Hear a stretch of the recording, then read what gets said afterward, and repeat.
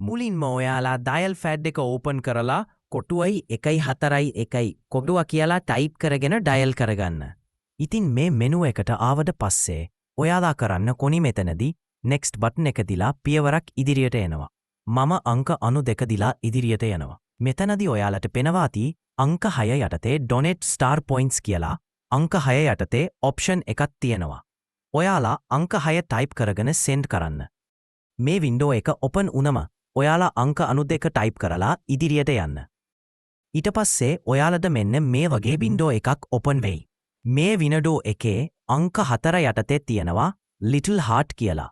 ඔයාලා අංක 4 ටයිප් කරලා send button එක ක්ලික් කරගන්න. ඊට පස්සේ ඔයාලට මේ වගේ වින්ඩෝ එකක් එයි. මේ වින්ඩෝ එකේත් පෙන්නනවා ඔයාලට දැනට donate කරන්න පුළුවන් star points කීයක් තියෙනවද කියලා. මෙතන පහළවල ඔයාලා donate කරන්න කැමති මුදල ටයිප් කරන්න.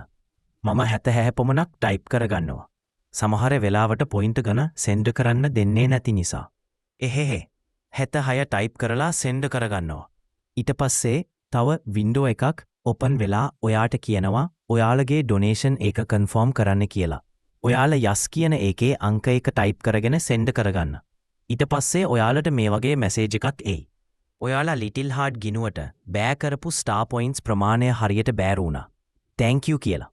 ඉතින් ඔයාලා 2025 වර්ෂයට අදාළ star points එක්ක reload එකක් විදියට ඔයාගේ දුරකථනයට හරි නැත්නම් මේ වගේ තව කෙනෙක් වෙනුවෙන් පරිත්‍යාග කරන්න.